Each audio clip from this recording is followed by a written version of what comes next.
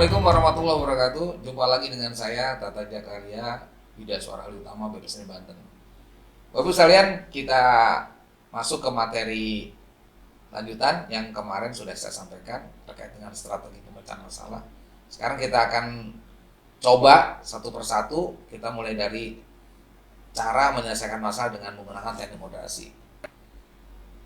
Teknik moderasi ini sebetulnya teknik yang paling sederhana dalam memecahkan masalah, karena kita akan dituntun, dipandu bagaimana masalah itu ketemu solusi-solusinya ya.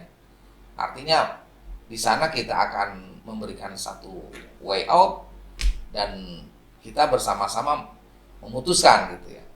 Nah, untuk mendapatkan teknik moderasi yang benar adalah kita tidak bisa bekerja sendiri, harus menggunakan teamwork ataupun dengan beberapa orang, minimal ya 4 orang lah minimal ya maksimal 5 orang lah. Artinya lebih sedikit lebih bagus. Nah, untuk mencapai ke sana kita harus membuat semacam form ya, ada yang namanya kategori masalah.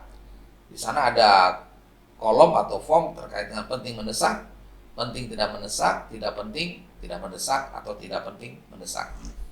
Kemudian ada juga kolom terkait dengan klarifikasi mood. Di sini ada emoji, ada biasa saja, cemberut, senang. Gitu ya. Nah, ketika sudah masuk ke sini, Bapak dan Ibu, kita akan coba kembali ke awal ya. Ini kategori masalah ini penting di awal ya. Kalau tidak ada ini, tidak akan mungkin masuk ke sini ya. Kemudian yang berikutnya adalah ada klarifikasi, ada tidak ada masalah. Jadi membuat teknik moderasi itu harus memiliki 2 komponen besar, ada masalah, tidak ada masalah. Kalau misalnya tidak ada masalah, saya kira tidak perlu ada teknik moderasi, karena teknik moderasi ini adalah mengamankan atau menginginkan persoalan itu diselesaikan dengan cara mudah.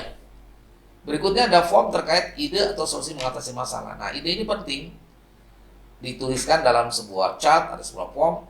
Tetapi ide ini tidak bisa ditulis sendirian karena kita teamwork. Maka misalnya kalau anggota tim kita ada 3 orang dan dengan kita 1 orang jadi 4 orang, maka setiap orang itu harus memberikan idenya. Ini penting untuk nanti pada saat pengambilan keputusan, karena ide itu nanti menjadikan solusi-solusi alternatif untuk menyelesaikan masalah. Kemudian baru dibuatlah tindak lanjut tadi teknik moderasi, itu dengan komponen telan start. Nah, saya akan ambil contoh misalkan begini. Teknik moderasi itu misalkan penting mendesaknya itu misalkan ini salah satu contoh. Belum tertibnya penata usaha barang milik daerah di lingkungan dinas titik-titik atau di lingkungan dinas X misalnya. Kemudian kategori masalah berikutnya adalah penting tidak mendesak.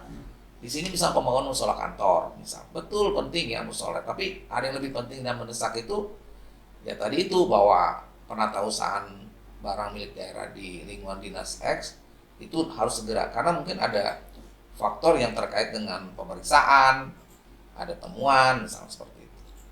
Ada juga kategori tidak penting mendesak, ya, belanja alat musik atau alat band.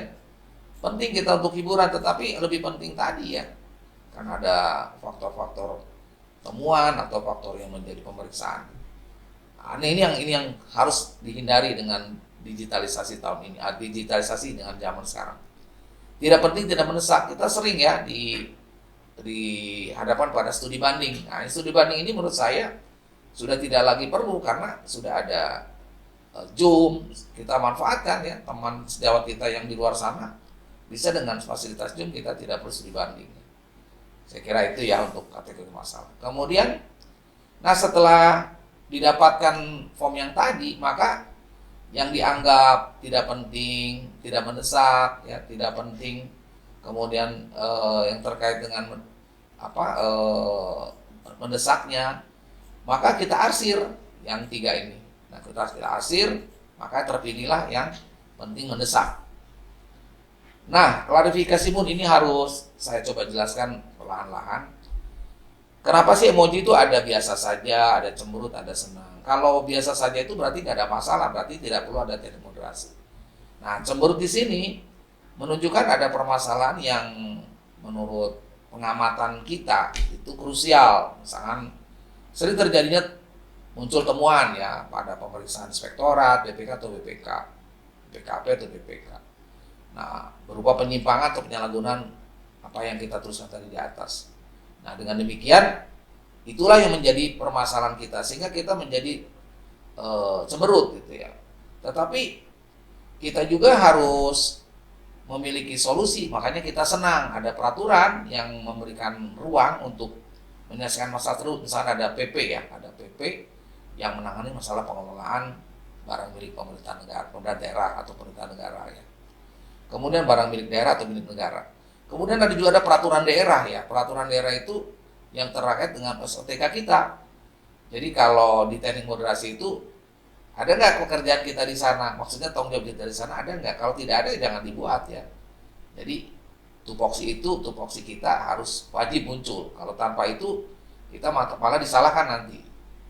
Nah, kemudian yang berikutnya adalah klarifikasi ada dan tidak adanya ada dan tidak ada masalah. Di sini, misalkan kita karena 4 orang, maka ada masalah tadi dituliskan dengan benar. Misalkan kurangnya jumlah petugas, kurangnya SDM yang andal, tidak terjalinnya koordinasi, tidak adanya anggaran. Tapi yang nomor 4 ini menurut saya ini klasik ya.